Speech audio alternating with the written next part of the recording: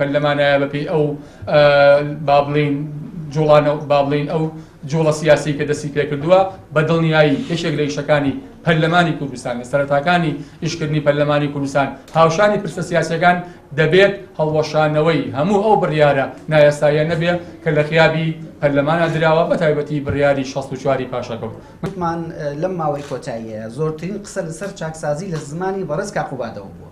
بۆیە ئەمانەوێت لەگەڵ ئەوەدا بنیشین بە شەفافانە بزانین ئەو پرۆسە چاکسازی کە باسیەکەین گەشتۆتە کوێ.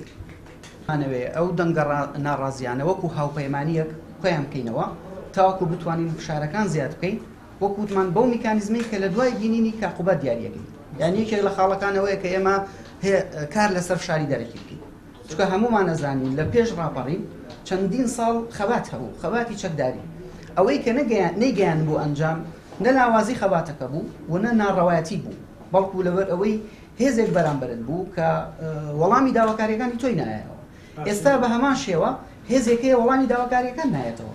هەر ئەمەوە ئاگاکە ئەم هێزە بتوانێت وا لە ئەندام پەرلەمانێک بکە وار لە سەرۆکی لیژنەیەکی چاکسازی بواری تەندروستی بکە کە ئەم وڵاتە بچێت لەبەرەوەی هەڕەشە لەسەر ژیانیان هەبێت.